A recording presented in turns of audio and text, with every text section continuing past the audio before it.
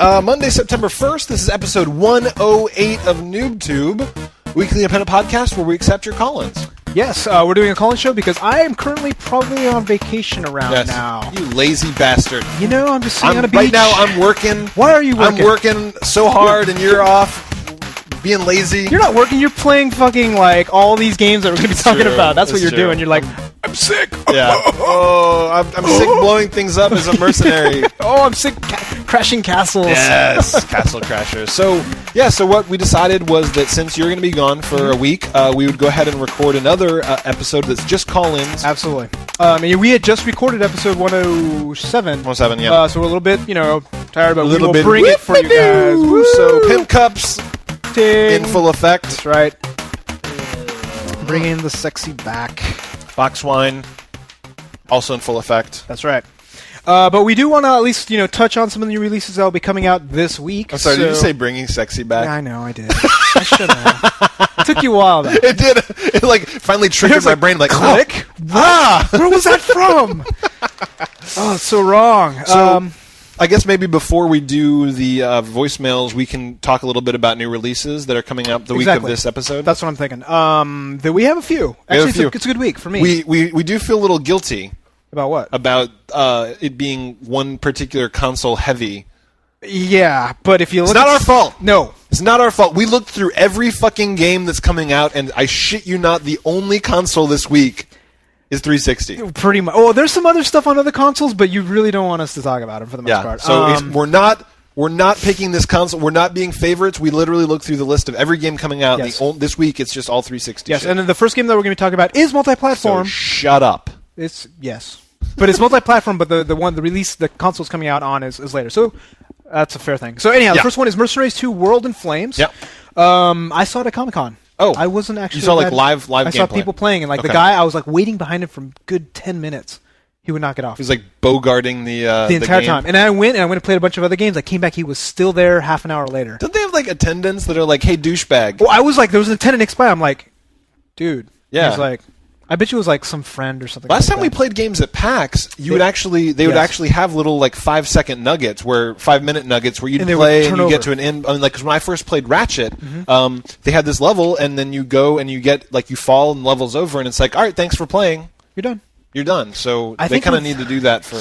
They should, but I think what the thing is, I think it's so close to E3 where what they did was they just brought what they had from E3, and those are probably not demos made for Joe Schmo for gamers. They're for journalists. Exactly. Yeah. So that makes sense. But Mercenaries 2: World in Flames, it was they're playable. I only saw watching it, and just watching it wasn't that fun to me. Okay. It looked kind of like GTA. You're going around, you're blowing shit up. Yeah. But I didn't feel the game part of it, where I was actually going and doing missions and doing something on purpose. It was just random destruction, which is Yeah, it's difficult to tell from the videos that we've been watching what it's all about. So it looks like every time you blow shit up, you get some money. So some collateral damage money. So it could be kind of like Burnout, where you're put on a level and you're supposed to cause $12 million worth of damage. Maybe, but the whole point is I think the first one was you had a deck of cards and each one was somebody you had to assassinate. Okay. Something like that. So I think they probably brought that over. So maybe the money's just separate. It's just you get that to buy more weapons or something. Or something. Yeah, I honestly don't know anything about it because I didn't play the first one. So it does look very pretty though. It does. It just the explosions are really nice. It feels very kind of kapow. Yes, deformable terrain. Oh, that's things nice. like that. Cool. Buildings being blown up, that sort of thing. Vehicles.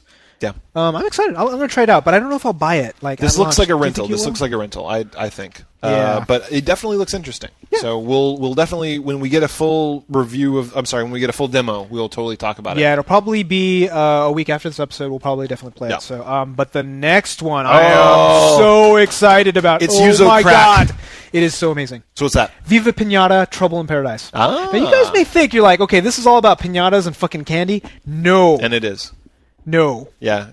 It is much more than that. Cake mania. If it was, that would be even better game. Oh my God! If they it blew up and they had cake and you had to make cakes. Yeah. I can't even speak. You like girl games. But this game, so here's the thing. It's a sequel to the original Viva Pinata. The original Viva Pinata was made to be a kid's game. Yeah. It had a tie-in with a children's cartoon, which sucked. Oh, really? It was really... I didn't even know about that. That's what I'm saying. They were trying to make their Pokemon with this sort of thing. That makes sense. But they made the game really complicated. Yeah. It's like you basically have this test tube of pinatas, and then they each have these subtle relationships with each other. Yeah, it was like managing a living ecosystem. Yeah. Yeah. Like, I mean, I don't know if you played, like, I can't really imagine, like, other games like this, because there's nothing like it. You're basically... Because you have to, like, if you get these little worm pinatas, you need to have at least 3 of them for the bird pinata to come. Right. The bird pinata eats them, and then another bird pinata will come, and then you got to mate them. Right. And it's all about incest. Yeah. It's all about cannibalism. Yeah, that's the weird thing is, like, they're always kind of eating each other, and it's like, whip, whip, whip, pss, and they, like, kind of pop into these little... it's a kid's game. Yeah, it's definitely a disturbing kids game. It's like Slightly. It's like Bambi, you know, when like the mom dies. It's like you're like, wow, they wouldn't really do that these days, but yeah, I can't even imagine like another thing that they would actually do like this. But you loved the first game. It was so good. I mean, the way they made it so that to progress through the game to get new pinatas, you had to do all of these various things to do that. Yeah. And some of them were hard to do. Yeah. So it's just like, you know, knowing all the relationships and all that. That's what this game was about. If you just look beyond the fact that it's pinatas with candy. Yeah. No, I you know, like I make fun of you, but I didn't mind the fact that it was pinatas with candy. I didn't get as into the anal elements of controlling all the things, but like for a while I did enjoy it. It's a very well-made game. And not only that, this one actually has co-op this time, so you can have a garden and bring other people in. That's kind of cool. And they can, if you wanted to, you can go and fuck their garden up. Which we should play together. I don't think I want to. I'd be like, that's really cool. Yeah, you take your shovel and just basically kill all of my pinatas. I'm like putting the blindfold on. I'm like, da da da da da. Like that's Viva Pinata, Yuzo! Come on! No, I'm in the corner crying. Yeah, that's not what this game's about. Pistachio took me forever to get. You don't understand. You killed my unicorn pinata. There's only one of them. So we will give a full review because yes. I'm hoping to get this during my vacation. So I will be Viva Pinataing like crazy. Yeah, that'd be good. So next up is Mega Man 9, which you also played at Comic-Con. I did, but it might be too retro. Like, remember I had the same fears with Bionic Commando. It might be a little too retro for me. But it was good retro in such that they took all the shit with Mega Man 1 through 8 and kept it. I'm totally going to play the demo. Yeah. Like, my instinct is to say I'm going to play the shit out of this because I loved the old Mega Mans. I played Mega Man 2 like all the way through like 3 times. Yeah, but oh my god, those games are hard. Those games were hard back then because it would be like, it was even to the point where there were some levels you couldn't beat, you didn't even know that. Like, you couldn't beat the wood level till you went and beat the metal level and get those fucking blades. And it's like, you didn't know. You would go and you're like, oh, I keep on dying. What's wrong? Over and over and over and over. Oh, it is so brutal. And not only that, they took like some of the retro ideas. Remember how the old NES, you couldn't have that many sprites on. So when they actually had too many, they flickered. No, it flickered. Like some of them would pop out. So they would show one but the other, and they would do this weird timing thing, so they have a lot. They kept that on the 360. What? You could turn it off, thankfully. That's hilarious. But if you're like hardcore, you're like, fuck, it's got to be Mega Man. Wow, that's weird. Isn't that that's a bizarre extreme thing? You remember that you could hold down select on the menu, the level select menu, and the stars would turn into little birds? No. That was like a weird little Easter egg. I don't remember that. It's like all the stars would be flowing by, and you could hold it down, they'd all be little birds. Do you think they kept it? I would not be surprised. If they did the flicker, they probably kept it. Yeah, that's true. So being that it's Xbox Live, free demo. Definitely free demo. The achievements are supposed to be a bitch. The game itself is going to be a bitch. Having the achievements be even harder. The achievements are going to be like finish the level without getting hit, or shit like that, without like shooting. You know, just random shit that's impossible that you can take 100 times and then. Man, this is for hardcore gamers, which, you know, we're pretty hardcore, but we're not hardcore. We're not hardcore, but that's the thing. I don't think we're even hardcore. Like, we used to be that hardcore when we were kids, but not anymore, man. Yeah. Just playing the same thing over and over and over again. Yeah, we're like upper middle class core. It's like we've kind of fallen out of the hardcore. Yeah, you know, we're not upper class anymore. Now we're poser core. We're weekend core. Weekend hardcore gamers. We'll play a little paintball for a little bit, you know. So, and then last up is Pirates vs. Ninjas Dodgeball. You were excited about this because the Pirates and Ninjas bit. The concept is fantastic because Pirates and Ninjas. And then not just Pirates and Ninjas though. Robots and zombies. I love all 4 of those things. Yeah. Like, seriously, those 4 things, you can't go wrong. It'd be like robots, pirates, ninjas, zombies, Angelina Jolie. Yes. Done. She can be the referee. Done. Or something. So, however, yeah, you saw the videos. Watch the videos. It's weird. So it's freeform. It's not dodgeball. I didn't see line. Well, the thing is, the videos that we saw, they were concentrating on the moves. Yeah. So we don't know if maybe they were concentrating on the corner. But my understanding with dodgeball is two sides, a line. You hit them, they go out, and maybe they could shoot at you from the back. Yeah, yeah. Like they're supposed to be around the edges, but this seriously just looked like a shitload of dudes in an environment, and you could like freeze people, and you could uppercut them. You can burrow. You can just pirate kisses. I don't understand what that's about. It looked more like a big brawler game than dodgeball. Like, and you really want the rules of dodgeball. I like dodgeball, but I will certainly give this a shot. It looks like it could be interesting, but I'm a little bit hesitant now that I've seen the gameplay. Yeah, I think, again, since it's on Xbox Live, we'll give it a try, and if it's any good, then we'll give it. But at least with this game, we can actually finally prove who's better. Pirates. Ninjas. Zombies. Angelina Jolie. Yes, yeah. True.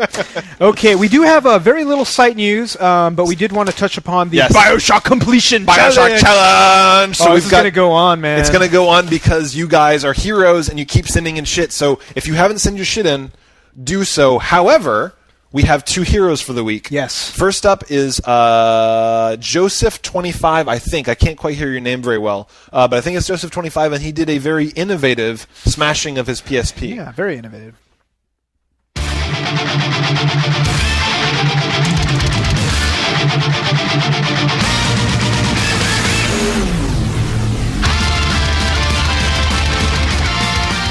Yo, Joseph25 here, and here's my video for Tobin, because he beat Bioshock, and now I have to smash my PSP because he did.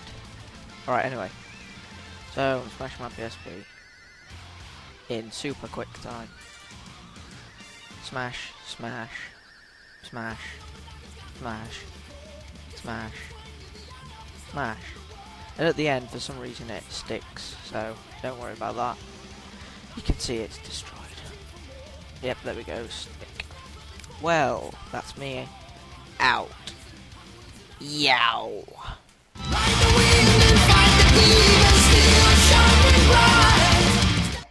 Woo! Woo! So that was a weird one. That was a weird one. I have a feeling that might already be broken, though. It looked a little broken already. I saw the side thing was already broken. Like we appreciate the video, but I gotta say you gave me a little bit of smashing blue balls. As it were. I was waiting for the hammer. Yeah, it's just like while that is cool, setting it on fire and then hitting it with a sledgehammer would kind of give me the Bioshock chubby that we're looking for. So what was that, Robodong? So it's terrible. You just realized that just became an animated GIF. I know. God damn you guys! And then next up is Woobzoo. Woobzoo and David Ninja. They blew up a number of things for us. Thank you very much. Yes, a intercooler and a PS2 controller. It looks like. Here we go.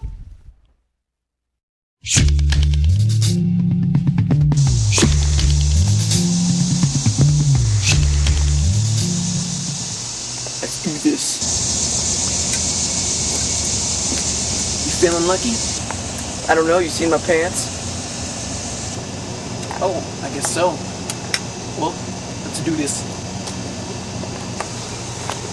So, how much he's got paying us? 1,600 Microsoft points. A piece. Damn, I don't know. Watch out for that hole out there. Oh, okay. Here they are. People try to put us down, my generation. Dog we my generation. This ain't too awful. Talk about my generation.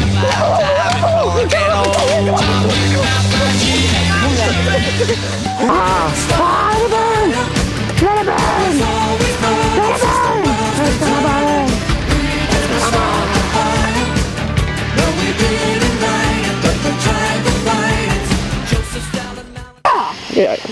Oh, you do the I'm recording. Listen to it sizzle. Okay.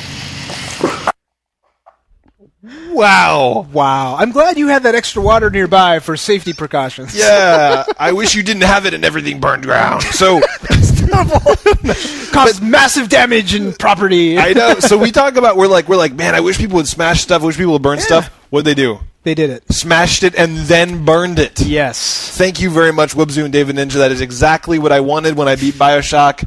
Send more dangerous shit like that more in. Hair, though, would be nice. Yeah, we've got all these guys that are like, I'll shave. So far, just one. All these people are like breaking shit, which is awesome. I want some guy to be like shaving his head while he's smashing something that's on fire. Yes. That's what I want. Somebody make that video for me. It's like, shaving his brother's head. Yes.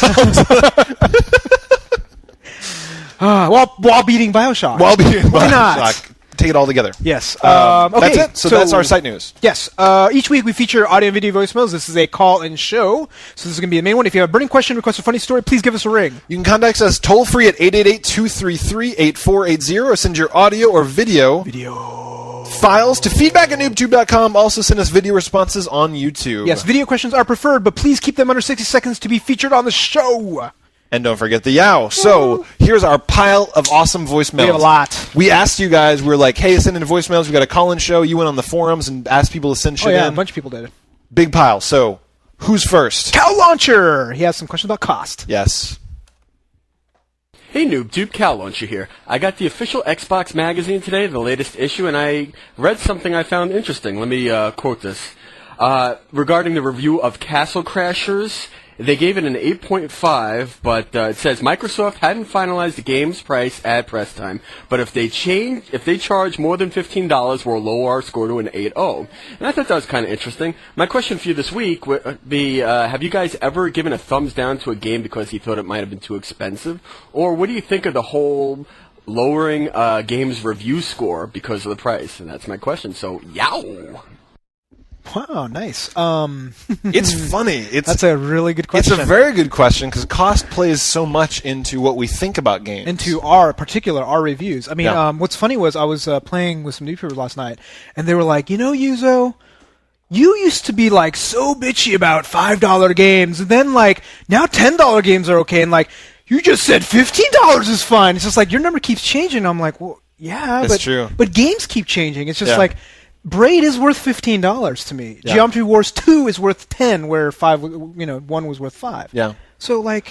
Yeah, it's funny. I mean, people keep putting more into this stuff, and it ends up being worth more. But people definitely are always pushing the envelope, and they're charging more than they should. That's a little bit much, yeah. And then like we've even reviewed games like the one on the iPhone, where we're just like, it's just not even worth $3. But so like if it was $1, maybe. Yeah. Maybe. So those are games that we just say at any price. This game is not worth it. Like even if you find it in a bargain bin later. But a lot of times we'll say like, okay, at full price, at $60 game, it's just like, it's not worth it, but it's worth a $5 or $8 rental. Right. Or if it gets down to $20, go ahead and buy it. Yeah. We do that a lot. Which is funny because it's like you kind of have to have patience for those things where we're just like, yeah, we're giving a thumbs up to this game in a year. It's weird. Yeah, exactly. It's like now it's not worth it, but that's true. I'm trying to think of like a game where we like, oh man, this game was like terrible. Like it was great, it was okay, but it's just like it was way too expensive. Yeah, it's hard to say because a lot of times what we do instead of saying that is we say thumbs up for rental, right? Yeah, so that's what we usually do. There's a lot of games that you can't rent, which is when we start doing that. Like a DS game, for example, a lot of times we don't say. Well, some places you can rent. Like I finally found a Blockbuster you can rent, so I'll be renting some more stuff there. It's tough to find. It's tough to find. It is but tough. Stuff like downloadable content, like on PSN Store, that's one, yeah. Right? Like Ratchet and Clank, you would not have been able to rent, so we're going to tell you buy it, right? I mean, that's but the thing is, that the weird thing with downloadable content like that is they very rarely go down on price later. Like you can go and check these games. Sometimes, but they go down occasionally. Every once in a while, you'll have like we're having a sale. Woo! Everything's half price for a week. Yeah. And that's like... It's hard to find that shit, though, because a lot of times you go back to games on Xbox Live, and games that came out a year ago are still the same price. I know. And it's just like, the thing is, even if they make marked at half, I'm like, well, that's not enough. Yeah. You know what I mean? I know. It's a little much. But at the same time, like, there's some games where I was like, okay, this is a great rental, like Burnout Paradise, right? Yeah. So I was saying, like, look, this is a great... I think I said it was a rental. Yeah. But I rented it, and I was like, okay, and then I gave it back, and then I didn't even touch it for like months, and then it got down to $30 on Amazon, and I'm like... You picked it up? I picked it up. Nice. I said, why not? Because the thing is, like, NooBToobers were playing it almost every weekend for past couple of weeks, and I'm like, I can't play with them, and I don't want to just go rent it for $8. Right. So might as well. So $8, $30. The replayability is huge. Where it's just like if you find out people are playing co-op. I mean, shit. I dropped $20 on Diablo 2. You're right. Which is a 10-year-old game because a bunch of NooBTubers were playing it. So we all got online and we were playing together. You went online with your credit card saying, I will buy it. I did. Yeah, so I mean, it's all... You rebought it. You bought it. I did. I already owned it, and I bought it again like a dumbass. That's hilarious. But yeah, so I think cost is a fixed score, but the thing is, like, we do not give scores. Right. We say it's good, it's bad, it's a bargain, it's not. It's a good rental, it's a good rental, buy. and that's what we do, and of course, price will pay, you know. Right. And you just got to take what we say and you know, realize that if you're a big shmup fan, then, you know, if we say a game's shitty, but it's a good shmup, and we give it a thumbs down, you might still want to go buy it. So. And if we say, you know, if you're Mr. Moneybags and you have, you know, millions of dollars in the bank, and we say, oh, I don't know, this game at $60,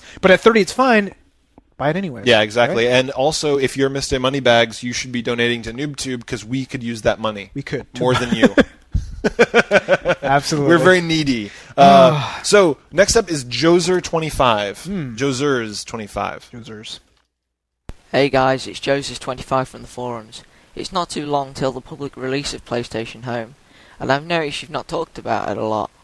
I know it's more of an application than a game, but from what you've seen, do you think it's going to be a thumbs up or a thumbs down? Yow. So I heard a recent announcement that Home is actually going to make it out this year. Oh, yeah? Yeah. I heard that announcement. I heard that announcement in 2007. It was awesome. I was pumped. But it was very recent now, so the confidence value is a little higher than it was ship before. with Spore? Spore's 2 weeks, bitch. 2 weeks. I'll make a bet on it right now. Come on. That'd be awesome if it slipped.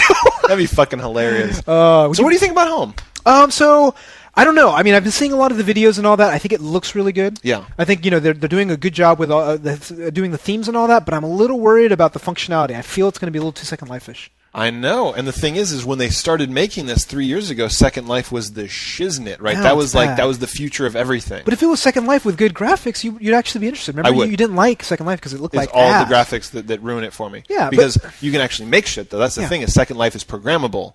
You Yes. can make content. You're not going to be able to make shit in Home. But you'll be able to show stuff. There's Yes. a whole. But here's my concern, right? It's just like they've been delaying it. They've been having all sorts of problems with it. All that screams to me as a software developer is that feature cut. Yep. Because they need to ship it. They need to prove that, especially with we do this for a living. Exactly. We know it's like once we're a month away, we're like, okay, cut, Yeah. because we got to get in because like 3 wheels is fine for a car. it's fine. It's fine. Somebody will go outside and just lift it for the third wheel and then go. We'll it's ship no problem. it's a beta.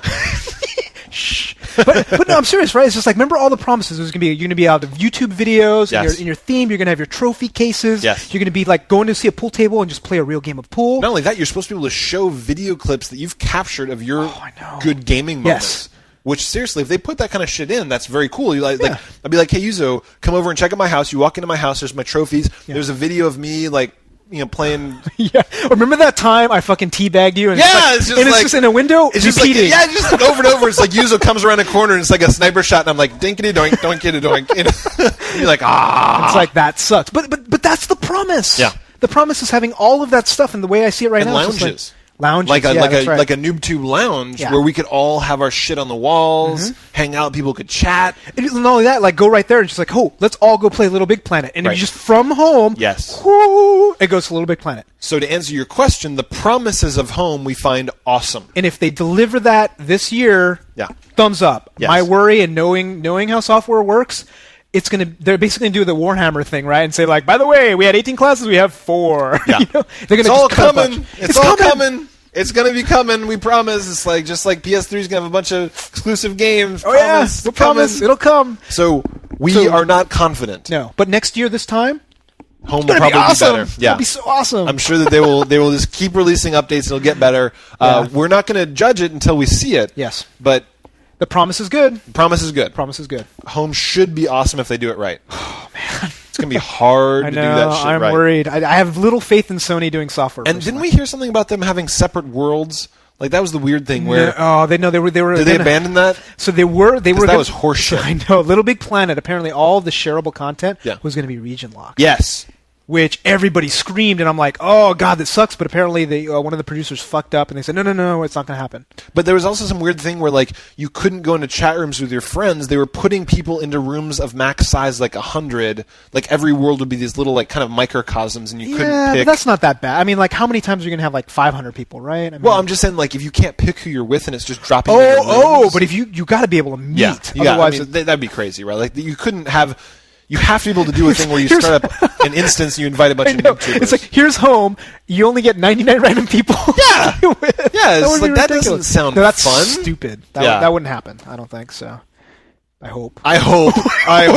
There's a lot of ways to do this wrong. There's been a lot of dumb shit that Sony's in, like the not having in-game XMB for like a year. It took them forever to even fix the Sony store so it didn't suck ball sack. And it's still not that great. It's not good. But it's better, but it's not good. And they still don't have demos of all the games. That they need to fix. And the other thing that I demand Sony does, since I know Kaz Harai is listening right now.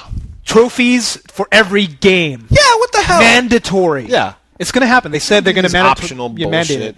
Yeah. Gotta have it. All right.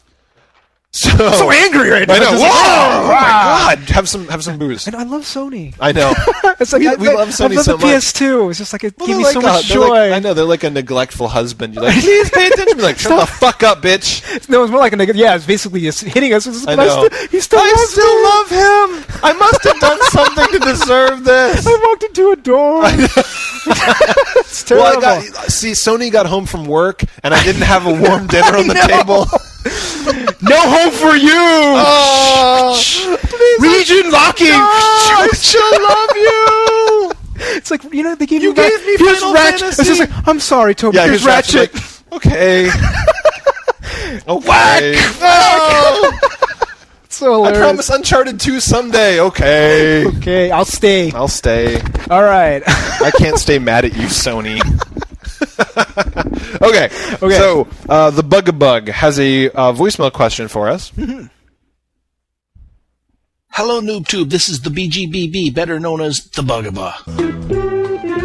From Ash Juice Theater. In the most recent review, I talked about the denial that I was living in for years, trying to convince myself that a bad game was good, even though, deep down, I knew better. My question for you is this. Have you guys ever given yourselves this type of mental psych out, or am I completely and utterly alone in this regard? For example, if they made a bad version of Ratchet & Clank, would Tobin try to convince himself that it's good regardless? Thank you, gentlemen, and have a great day.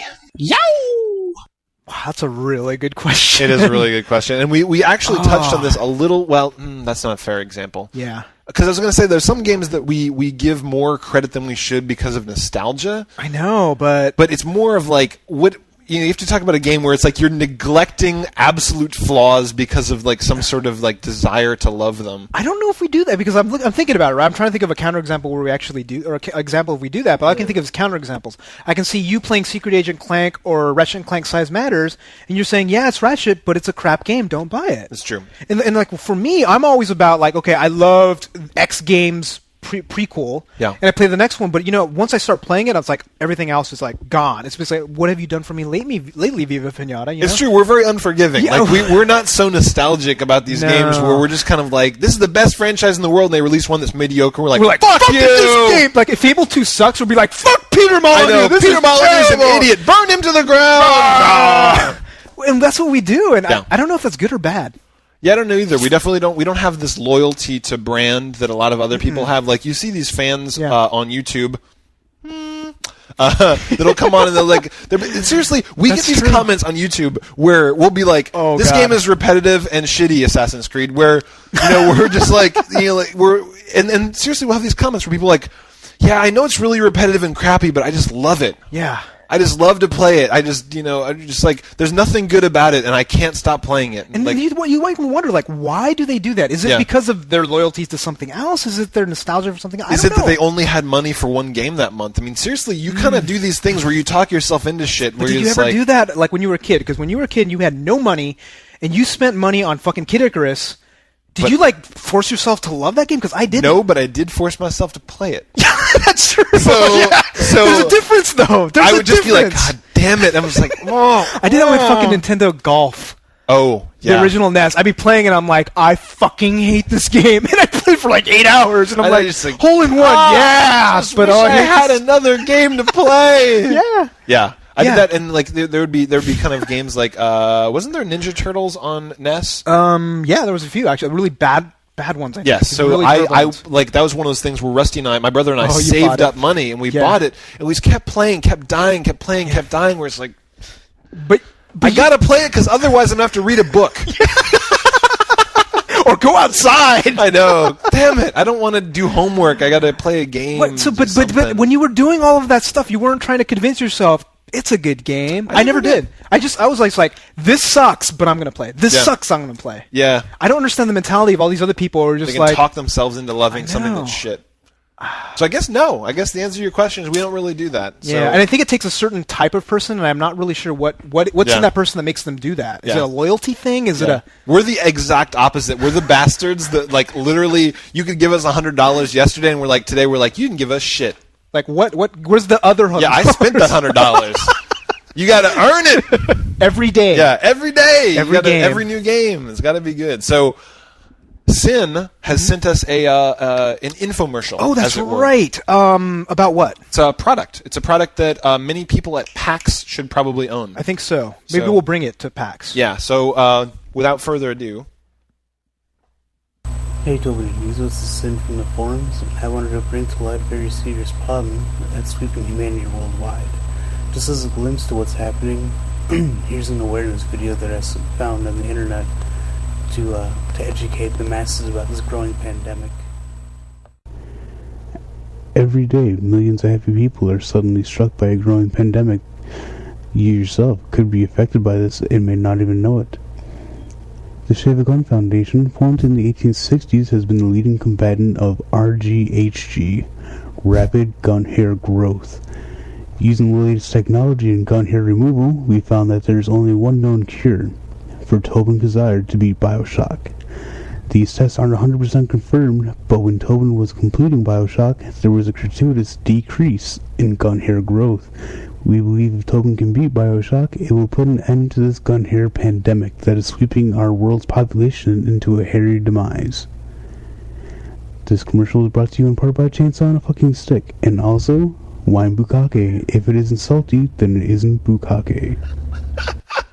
Oh, that's God, so wrong. I hate that picture. Oh, that's the best. I love that Photoshop. But if it isn't salty, well, you look so happy to be in that bukkake fest. Wouldn't you? With all of these wine bottles in your face? I would, actually. Yes. I've had dreams like that. I'm like, yeah, not with wine bottles. Sorry. Hey! But yeah, gun hair removal. So now that you have finished Bioshock... There are lots of hairless gunts. There are many.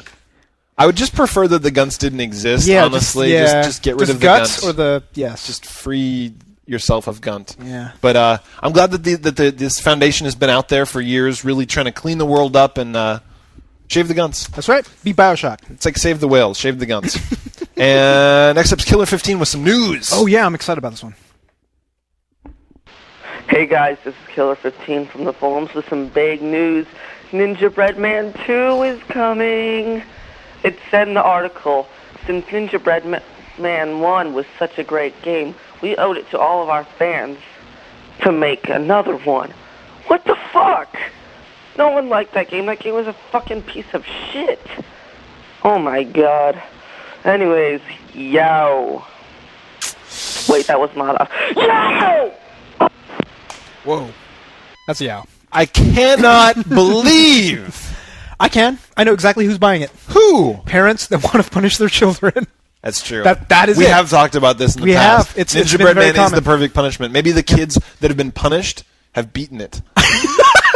And they had to release a new one. The kids finally like, oh god, I beat Ninja Breadman. Maybe I can go mow the lawn, or like my mom will let me like repaint a fence. Yeah, and all the chores around the house have been done, so they need something else. And then they're like Ninja Breadman 2. God damn that game! I should try it. I just heard so much about it. It was like sucking on Satan's taint.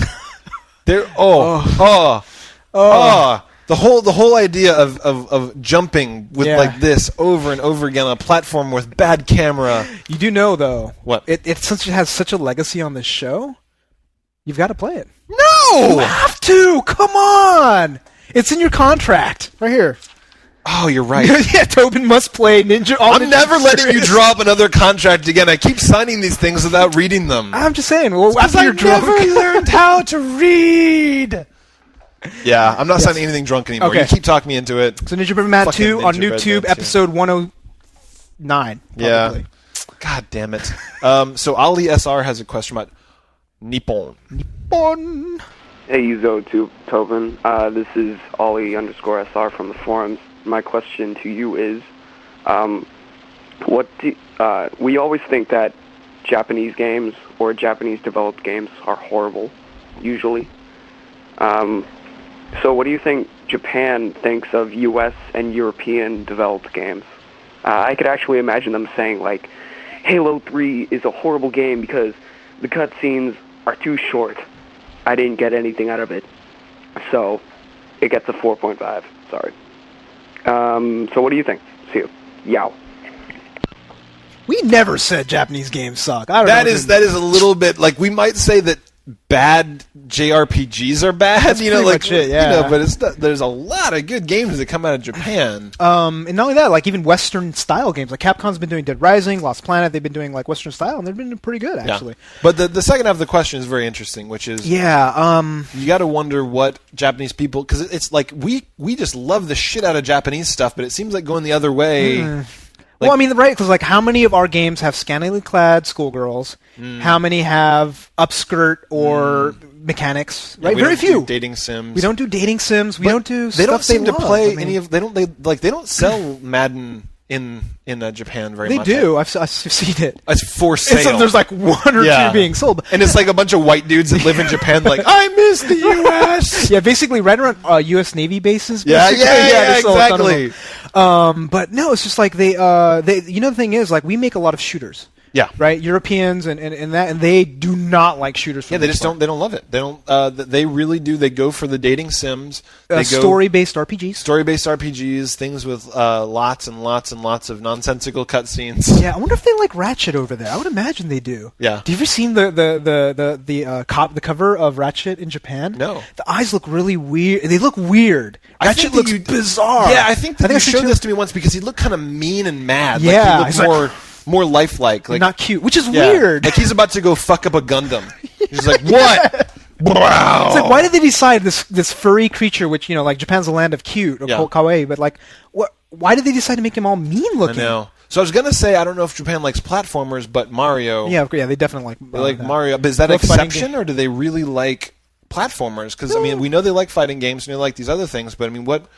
Are platformers big there? I don't even know. Well, they've got to be if Mario. But maybe that's just like Mario Kart sells well there. Yeah. So right, the Super Smash Brothers, fighting games. That's true. The thing is, like I said, like they always do first-person shooters, and they also really like storyline. And the thing is, we're more, I guess, we like white RPGs. Yeah. We like basically like fuck the story, get on with the game. So. I like my games to make sense. I'm crazy. Whatever. I like my dialogue to not suck. Personally, I mean, how about? Well, you know, what's actually weird though is the number of white, like, the number of Americans that went on to YouTube that were thrashing us for not liking the Metal Gear Solid 4 stream. Like, were we watching the same fucking cutscenes? Because that didn't make sense. Like, I was watching this with Adrian, and she was like, "I wonder if Japanese people think this makes sense." Because it doesn't. No, I think they appreciate the fact that it doesn't make sense. They like the whole. Well, no, I mean they like the whole Zen. Big picture. It's very Zen, right? You know, very Buddhist. Yeah. But this game is a koan. It's like a haiku. Yeah. And it's just. But like, I don't know why Americans or like Europeans, they just fall in love with that stuff. Yeah. Is it because they're like the Japanese type people that just love anime, and because anime is filled with that same stuff too, right? It's lot of it. It's very true. Yeah, actually, a lot of kids that like the anime stuff. Like, if you sit down and watch that seriously, a lot of it's just kind of like. There's some good stuff. There's apparently good stuff, but. Oh. Yeah, everyone should watch Cowboy Bebop because that is the shiz niggity dit. Did you like Death Note, right? I like Death Note. More than you did, actually. Well, did you get up to 16? Yeah. And you went past it? I watched the whole thing. And you liked it? So it was like really it was like good. Amazing, and then boom. It was really, really shitty, and then it was really good. Oh, and then when does it go back up again? 20-ish? Yeah, like because I went from 16 to 20. I said, "Fuck this show." Yeah, and then like mid-20s, it gets up again. It's good, and then like at the end, it's like, oh, that again. Okay. So it ends on a the bad. First 16 though, man. Fantastic. I started at like 11 and went to like 6 a.m. Yeah, good stuff. Death Note's very good in the beginning. What are we talking about? Japan. Yeah, so I think that covers it. Pretty much. We've just summarized Japan. So that's our show. No, I'm yes. That's all we need. The Thing has a question. The Thing with, seriously, like, there's almost no letters in his name. Oh, I put like an exclamation point. Did he have one? I don't even know. Okay. All right. Hey, NooBTooB, it's the Thing from the forums. I just got 2 questions to ask you guys. This is my first video, so I'll get to the point. First question. Have you heard of the upcoming title called Project Origin? It's supposed to come out this fall.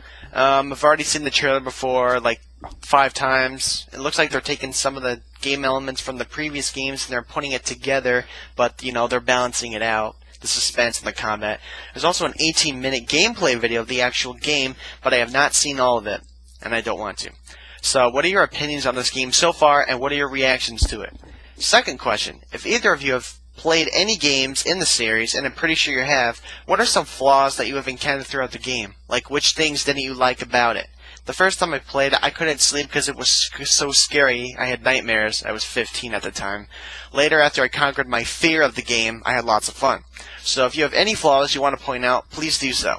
Anyway, thanks for this awesome community and #1 gaming podcast. This is The Thing signing out. Yow. I wear my sunglasses at night so I can Like, none of you guys have ever heard that song? No, they haven't. So, Project Origin is Fear 2, right? 3, I think, because there was a Fear. There was another Fear. Was there already a Fear sequel? Well, there was like Fear, the Pandora Project. There was like two different ones. Okay. So it's really complicated. So basically, I think Fear, Monolith made Fear. Gun Thumper. That was a good one. Yeah, that was a good one. In series. RPG. Thumping guns is like attack. Thump. The monster's a gunt. Yeah, I'm sorry. But no, so the history of this is very complicated. Monolith made Fear. Mm-hmm. Monolith made No One Lives Forever, a bunch of other. Oh, okay. No One Lives Forever, is that the one? The one shooter that was all wacky, spy themed. With the sword? Archer. I think it had a sword. I don't know. Okay, so it was a really cool first-person shooter, but then they made Fear. Okay. And then I think they were published by Sierra. Sierra owned the rights to Fear. Okay. So they made 2 different games which just came out on the 360. Fear something, Fear, Gun Thumper. Gun Thumper. And then Monolith owned the engine. Okay. So they said, let's hold a contest and rename it since we can't use Fear. And then somebody said, use Project Origin, which makes no sense, but whatever. And so they're making it, but it's kind of like what's weird. I think it's using the same character, the little girl. Oh, okay. So, it's a very Japanese title, Project Origin. It's just kind of like Infinite Undiscovery. Yeah, it's a little bit there. But you played Fear, didn't you? Adjective. I did. I played Fear. Adverb. Sorry. I'm not a grammar guy. So I did play Fear, and I think that actually, if you go back and watch NooBTooB episode Prova, 22 probably. It was way back, really long. But we reviewed it. I didn't like it. So what didn't you like about it, though? I felt the slow-mo gimmick was gimmicky. Yeah. Gimmick cat is gimmicky. So there's all this. Max Payne was doing. Everybody was doing it at that point, and it was just a little like it was like the what do you call the quick time event of the day of the shooters. And it was like really dark. I didn't really like the dark environmentally dark. It was kind of like Doom you couldn't see as opposed to thematically. Yeah, exactly. And it just there was something in it that just never really appealed to me. Like I'll try sequels. You like fear games or scary games rather though. I do. But I just didn't feel that this one was very well done. Well, see, so my understanding, I played a little bit of the new ones that were published, I think, by Sierra on the 360, and I hated them. Yeah. But I have no idea if that was because they took just the idea behind it and just So what was bad about the new ones? It just wasn't fun. I mean, you take a shooter and you go through stuff. It was still shooter. It was still a little scary. I don't remember if it had slow-mo. It was the demo. Okay. You can download it. Yeah. And there's just it just wasn't fun at all. And I'm like, wow. But everybody was talking about Fear, saying that it had the best AI in a game ever. I heard that too. Did you see it at all, or you didn't get that? The AI was kind of freaky. I mean, like these enemies would have like these glowing green eyes. Well, they'd be humans with like night vision goggles, and you'd see them kind of like running. Like you'd be trying to find them. They'd be hiding behind shit and running through places. But the thing is you'd always just like see where they run around a corner, go and slow it down, see or just overdo it. So they seem pretty smart, but it just. And the level design apparently was also the other big problem, where it was all office complex, and apparently that helped the AI because they didn't have to do the pathfinding. But it all looked really same. Boring. Yes, I have a feeling Project Orange will have the same issues. Kind of like crappy level design, really great AI. Maybe it'll be fun, maybe it won't. Yeah, I'll rent it. Yeah, we'll rent it when it comes out, but we're not that pumped for it. Sorry, The Thing. He seemed very excited. Now I feel kind of bad. I know, but what are you going to do? So Eastman has a question as well. Hey guys, this is Eastman, and I'd usually post a video, but I've had a computer meltdown. Anyways, you guys were discussing Fallout 3, and I'm really psyched up, because I'm playing through Fallout 2 right now, and I'm really psyched up about the, real-time between real-time and turn-based, because it's really hard to do an encounter where it's like, oh, look, there's a fucking scorpion, I want to run away, but it takes me like fucking 5 minutes to get away. it'll be easier than, to switch to real-time to run away from small fights, and like Tobin said, for the big fights, to use turn-based. So, I don't know. I'm seeing that it looks good like that. And I also want to agree with Tobin also, not every game needs co-op. Alright? Yow. So yeah, Fallout 3, it does look very cool. Like I'm hoping this mechanic works really well. Like he said, there's a lot of shit in Fallout 2 that was tedious. Yeah. Because you'd be like killing rats, you know, and you're like, I don't want to kill this rat. I just want to run, and that takes like 10 minutes to run away. Move. Yeah. It's like, in real life, I would run away from a fucking rat. I don't care if it's like some zombified radiation killer mega rat. Or it wouldn't take you that long to kill it. Yeah. Is the other thing, right? But, I mean, I don't know if that's going to work. I mean, there's a bunch of games that tried the real-time / I just can't remember any of them. One was the last XCOM that I played. Oh. So remember XCOM was all turn-based, and all of a sudden they said, okay, well, by the way, we're going to make it turn-based and real-time. Oh. And it just didn't work. Yeah. It was XCOM Armageddon? I'm probably wrong about that. It was XCOM something. And it sucked compared to the turn-based originals. Okay. But this is a first-person shooter style, so a first-person adventure, so I don't know if it'll... I mean, the playthrough videos that they showed us kind of made me a believer. Like, I really felt like they showed off these elements of, there was this kind of run and gun, and then there was people behind things where you could zoom in and go for, like, shoot them in the head, and their fucking head explodes. And But if it's just like Oblivion, are you really that excited about it? Because you didn't like Oblivion. I didn't like Oblivion, that so... much. it's one of those things where, like, I'm we worried. talk about with nostalgia, where it's like, I love post-apocalyptic shit. I love Mad Max. Yep. I love Fallout. I love all that kind of Wasteland. stuff. Wasteland. These games, I really, really like that. But, like you said, I really didn't like Oblivion. And it's going to be like that somewhat. I just don't know if they're going to retain a lot of the other things, right? Maybe it's like Oblivion mixed with, like Gears of War. So it would kind of feel more, you're in the moment. Because Oblivion were like, you mean the like you're talking about yeah, combat. it's like, it's like, oh no, zombie. Like you can seriously see your arm just kind of like hacking like this in Oblivion. It's just well, they'll probably do a good job. I'm actually worried more about the open world aspect of it. That was one of the things. Like I liked Oblivion and I kind of played it for a while. Yeah. But at one point, the open worldness of it kind of overwhelmed me. Just like there's so much to do that I was just like, what do I do next? It's true. But and like if they do that too much in Fallout, I'm a little worried. I want something a little more linear, not a lot, just a little more. But there were some crazy quests in Oblivion. Like there was this one thing that blew me away. That I was in a ship, just like exploring it. Yeah. This was a side quest. It wasn't even part of the fucking game. And like I went down and I found somebody hiding in the bottom of the ship, and they knocked me out. And I woke up and the ship was sailing.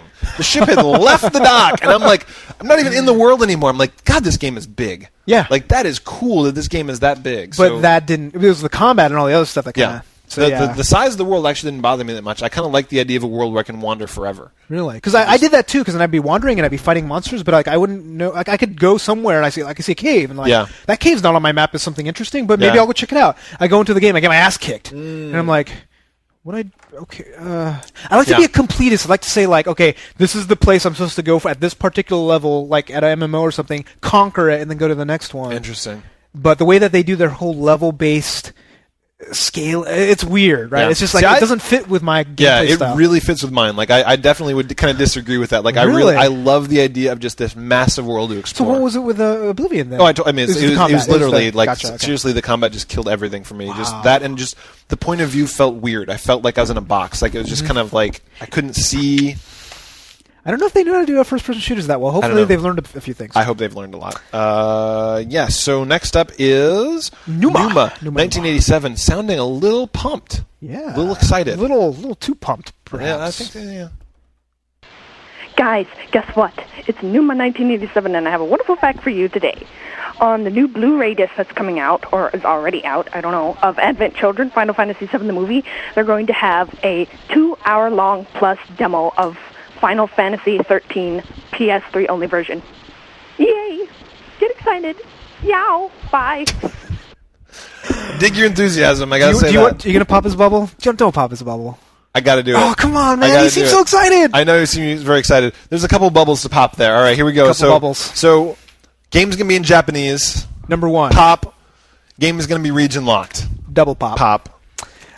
There are no current. The triple pop is there are no current plans for the existing Advent Children disc that's out to also include the demo. Yeah. So, like you, I read this news. Like you, I was very excited because Final Fantasy 13. Yeah. Enough said. I'm very excited. I want to play it, but this is really just for Japanese people. Yeah, hopefully they do something else, but they have not announced it, and we don't know anything about it. So this gives you a little bit of a feel for Square Enix's schedule, though, because seriously, they said, we're going to give out a demo disc in March of 2009. Oh, jeez. And demo discs often come out like 6 months before a game comes out. Or at least, right? That's like the high end, yeah.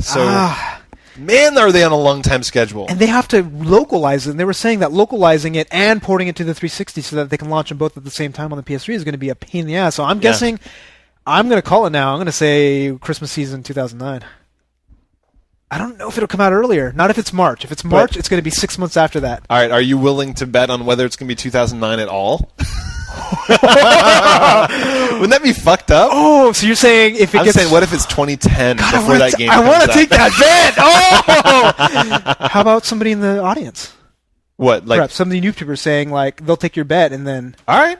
We can take this. So what will you give? You have to give your offers, and then you can be creative. Give something. I gotta, right? let me think on that a little bit. Okay, so we'll plan it out, but that's a bet, and you guys bet, because I love this whole Bioshock. Yeah, I like the bets, because seriously, I am such a pessimist when it comes to game schedules. Yeah. Things are never as fast as I think they're going to be. I know. And Square Enix is like the Blizzard of, like that realm. They never ever hit their fucking deadlines. No, you gotta pick something juicy though.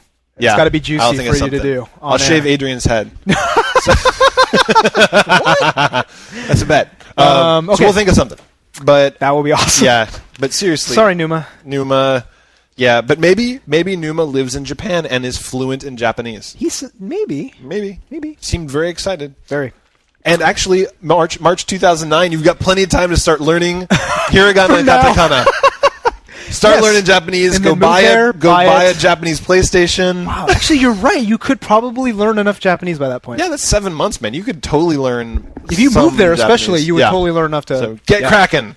Numa 1987. So Pizza Man. Hey NooBTooB, this is Pizza Man 174. I was just wondering, what is your definition of a hardcore gamer? See, so many different definitions of a hardcore gamer for love of games and just playing games in general. So yeah, that's my question. Yow. That is a very, very hard question. I know what hardcore... Okay, well, I don't know. Let's look, what is a hardcore gamer? What do they do? I don't know anymore. Because nowadays, like, we get attacked a lot for when we don't like a game. They're like, well, you'd appreciate this more if you were a hardcore gamer. Like, this is it's kind of becoming this weird label. It's like this dividing line. You are casual or you are hardcore. Right, and like people say that with a lot of games when we don't like them, and they're like, it's something wrong with you that you don't see the joy in this game. If you were more hardcore, you would love it. And what does that mean? It's a tough question because you think about it, right? You take a casual game, any casual game out there, Tetris, which is probably casual to some people, right? Cake Mania, anything like that, right? If you get some grandma or something like that and plays it 12 hours in a day, that's grandma hardcore at that point. That's very hardcore. Right? Yeah. There's no question at that point. Even if they're playing a casual game, if they're playing it for 12 hours, not eating or sleeping, that's hardcore to me. Right, yeah, exactly. Okay, so what else, though? Well, because the thing is it's not a skill-based thing, necessarily, because you and I have played enough games that we're good at gaming. Like, we're pretty decent gamers. But I don't feel that hardcore anymore. No, I don't feel that hardcore anymore. It's true. I mean, but, I'm not sure what it takes. Is it dedication? Is it time? I would say a hardcore gamer, you can maybe define it by genre, right? Because a hardcore gamer in FPS, for me, that is a straight up, like, you put in time, you get better. Yeah, so you have put in enough time that you are fucking on the top of every map. You are like, you are the number one in points on every map. That's a hardcore gamer. Because you're whooping other people. But not only that, it's also typical of the genre itself. Yes. So like fighting games especially are hardcore genre. Anybody that plays that is not going to be casual for the most part. Right. Unless you have a bunch of casual people just playing at a party. Yeah. So there's almost hardcore genres. So it's almost like if you like certain genres, you're a hardcore gamer. But even then, like, you have fucking Peggle, which is like the biggest casual game ever made, or Bejeweled, and people will play that shit forever, and that will turn them into a hardcore gamer, right? Yeah. I don't know. I got it, kind of, right? Like, so I mean, say that my mom sits at home and plays solitaire 6 hours She's a day. She's a hardcore solitaire player in my book. No? Is she not? she's still a casual gamer. Because I pick somebody like... Can't you be a hardcore casual gamer? Like, can't you be like an obsessed casual gamer? Like, people that play Puzzle Pirates all day, I don't want to call them a hardcore gamer. But they are. They like it's a casual game. But if you have the mindset of, I'm going to play this game for all day and sacrifice all sorts of social engagements... Time investment? Is it just time? Well, no, I think it's an attitude. Yeah. Right? It's an attitude of saying, like, giving up other things. It's passion. Yeah, that's true. Right? Yeah, we're very passionate, but we give up on games that suck. We're passionate, but our tolerance for pain is so low. It's so low. It's weird. It's. I mean, it's such a. It's almost like everybody's got a different definition. And of that's hardcore. The problem. Yeah. Yeah. But I really, really, honestly disagree with using the label as an attack method. Like it's stupid. It really makes me angry to see people who are just like, it's a game. Like if you don't like it, you're not hardcore enough. It's just like if someone doesn't like it, they don't fucking like it. Like I might play games 40 hours a week and play a game that I don't like. But not only that, it's just like they're using it as an insult because like a dick sizing mechanism. Like, oh, well, I play World of Warcraft for 20 hours and got this, and just like, you're not hardcore. It's just like, well, no, fuck. If I fucking play, Gears of War or whatever, something else, it's like, I'm just as hardcore as you, but fuck it, who cares? Or like, you don't like Metal Gear Solid 4 because you're not a hardcore Metal Gear Solid fan. It's like you're right. You're right, because... All right. Anyway, we've so it's a very tough thing. People should use it as insults. You can't define it. Yeah, absolutely. But you can tell when you see it. Yeah, you really can. It's something you know when you see. And at PAX, everybody there is hardcore. Dude, everyone's fucking crazy hardcore. It's like the guys that whooped your ass last year at Guitar Hero. Jesus, hardcore. I know. Everybody, the guys that whipped your ass at Mario Kart. Yeah. Also hardcore. So here's the thing. And those were like 10-year-old girls, and they were fucking hardcore. They kicked your ass. So you can tell who hardcore is, right? So hardcore is the people that win the second round of games. So it's just like, Yuzo, you and I go in, and we'll just be like oh, sweet, contest. And the first round, we like beat up somebody, and we're just like, we're fucking awesome. Second round, someone's just like, dick. Yep, that's in your face. Wonk. Mushroom stamp right there. Yeah, so you're just like, oh, I'm better than the first round of people. And that is it. And at that point, it becomes it's like there, and then hardcore is everything above there, where the guy's like, yeah, what? You're not even looking at the screen. It's just like, and Yuzo's like playing, he's sweating, his arms bleeding. And then I missed 2 notes. And then he obviously wins. He's like amateur. Whatever. I had a 4x multiplier the whole way through. How did you miss that note? You're like, oh. Yeah. But yeah. So that's hardcore. Yes. We might have time for a quick thing. We can talk a little bit about this last one. Yeah. So last one up is Nada. I got Nada 3. Hey, what's up, NooBTooB? I got Nada 3 from the forums, and my question is, I've been wondering this for a long time, but finally calling in. How did you, Tobin, and you, Yuzo, meet? I'm curious because you guys know each other very well, obviously, and I just want to know. And my other question is, actually, it's not a question, it's a command. Would you kindly finish Bioshock, Tobin? Okay, bye. Has he been watching the show? Apparently not. Apparently not. Already done it. Done.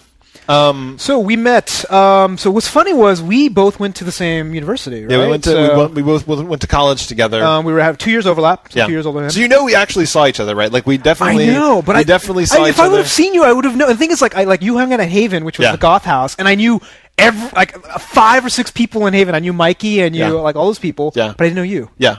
So it's kind of a weird overlap, and like you were in charge of the computer labs, and you were probably in there. I'm a big fucking dork, so I was in the computer labs all the time. And I probably played against you. Probably, Warcraft or whatever. StarCraft. So we did, but we never really knew each other. at school. Yeah, you were comp sci, I was engineering, so we didn't have the same classes or anything like that. But then later on, 6 years after graduated. Yeah, 6 years after graduation, we started working the same company. Yes, and we actually started talking about like EverQuest and shit. Like we just somehow at like a Friday beer bash. Yeah, exactly. It's like, you're a gamer, and I'm like, whoa. Okay, I can talk about games. And like the moment I talked to you, I knew exactly, just like, this is a gamer. Yeah, this is a guy that will get the game on the day of launch and play it for exactly. Like we both knew that because I remember because I was like kind of casual at EverQuest. I mentioned EverQuest, and you're like, oh, what? Did you get this and this screen mod, and did you have this plugin, and do you set yourself up as a vendor and do this? But I was like, You're scary. He's like, you knew it was cool. Yes, absolutely. So that's how we met. We met at work, and we just only, like 2 years ago decided to start doing the podcast together. Yeah. Because we love games, and we've talked about this a million times, why we did this, and we're totally out of time. We are way out of time. Can't finish this story. Yes, that is our show. So that's our show for the week. Check out the website at NooBTooB.com. Participate in the forums by clicking on the forum tab at the top of the front page. Yes, if you're watching this video on YouTube, please click on the yellow subscription button right over there. Also rate this video with 5 stars by molesting Tobin. On the balls. I'm Tobin. Oh, that's this episode. I'm using Watson Outman. I'm Tobin Kazire. Audio engineering for NooBTooB is done by Range Paxhor Strunk. Thanks for watching. That's all for this week. I'm out. See ya.